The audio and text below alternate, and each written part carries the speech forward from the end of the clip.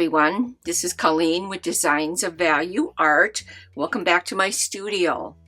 And this is the project that we just finished, the open tulips in a vase, still life. So what I want to do is, it's just a sheet of 8x8 watercolor paper.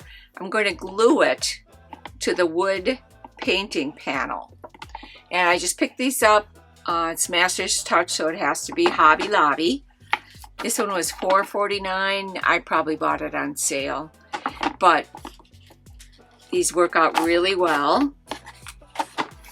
And I always use Mod Podge. It's actually a glue. And I glue both the wood and the back of the design. Now, I normally paint the sides, but we'll glue it down first this time, and then I'll paint the sides later. To match, I would probably do the side color of the table. But I want you to see how I do this. I think it's important for you folks to watch what I'm talking about when I say I'm going to be gluing my design to my board. And then what I do, let me just show you right on the back here, whichever side is up, I put just a little saw hanger on here and hang it on my wall that way. I've got 3 or 4 up there right now, actually hanging on my living room wall. They're so full of stuff, it's unbelievable. The walls are pretty well covered. Okay, so I'm just gonna put some of the Mod Podge all over. It's a nice board. It actually could have been painted very easily as well, and put an oil design on it, or an acrylic, whatever trips your trigger. I usually end up putting an oil project on there. I did just drop a pink rose on there in oil, so I think I put it on something just similar to this. Did it in a green background.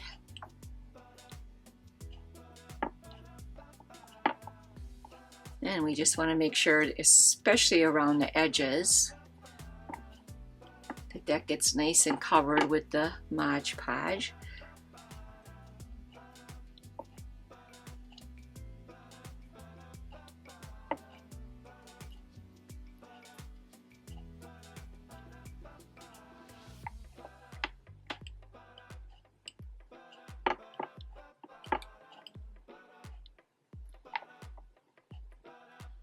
I don't know why, I've just always used the Mod Podge. It seems to have worked the best for me. It's easy cleanup and dries clear, so if you do happen to go over when you don't catch it. So I do always tip it up on its side and smooth out the edges. It doesn't matter if it gets on the edge. You can use it as a glaze. All I'm doing is going around the edges, making sure they're nice and smooth and there's no drips. Okay, so there, we've got that part of it covered. I'm going to set this aside, and I'm going to take my painting, turn it upside down, and I'm going to do the exact same thing on the back. Now, every once in a while, you'll find that it says it's an 8x8 or a 9x12, and either the board's off or the paper's off. So just be prepared if that's the case. You could just take your X-Acto knife and clean up one edge of the paper, probably would be the easiest.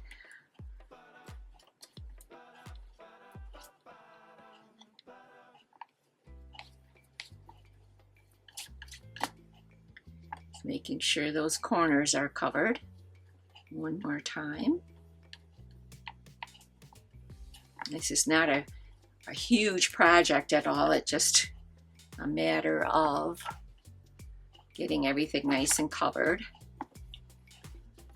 with the glue.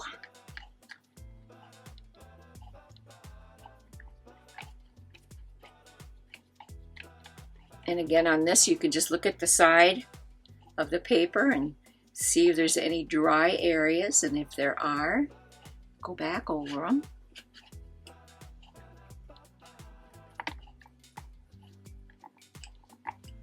I do like to make sure that I get the edges covered like that. Okay, so I'm going to set the Mod Podge aside. I think we got enough on there. And I'm going to pick up the wood and put it back on my Lazy Susan. That's what I paint on, is my Lazy Susan. And I'm going to just lay this down.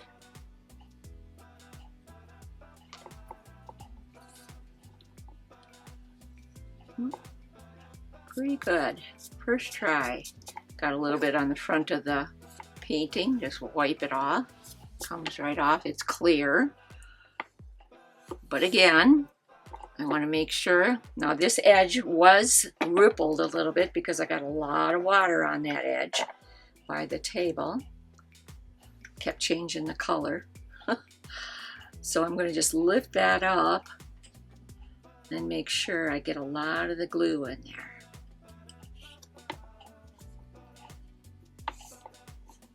And I can feel down the sides that it feels like it's lined up correctly to the edges. So that's a good thing. It's never going to end up being perfect as far as that, because the same manufacturer didn't make them. Even if they did, it might not be perfect then either. So I'm going to just put my brush in water for one moment. Now what I do, since my Lazy Susan does have ridges in it, and I don't want those ridges to show up on my painting, I'm going to take a book that I normally use. I think that's my plastic palettes for when I paint in oils. And I'm just going to push down on that nice and sturdy. And then I'm going to find about 20 huge books and I'm going to put it on there. And this is going to set up for at least overnight.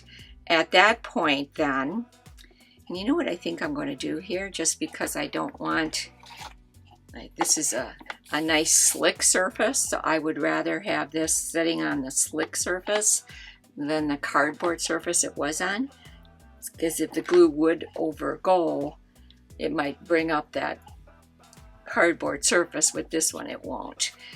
So I'll just leave this on overnight with about 20 heavy books on top. I got more than that sitting around here. And then tomorrow all I would do is turn it over, take a look at it, make sure everything's all down around all the edges.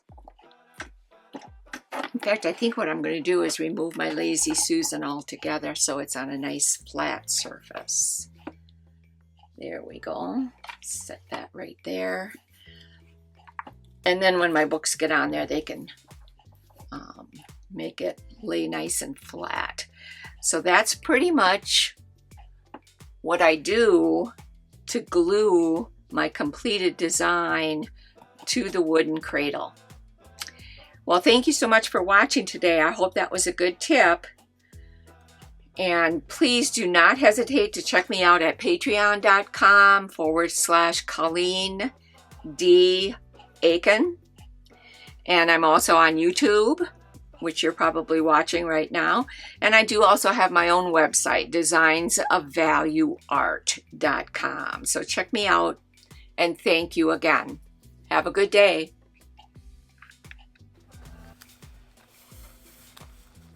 Patreon is one of the best values for art classes on the internet. My tiers are $5, $10, and $15.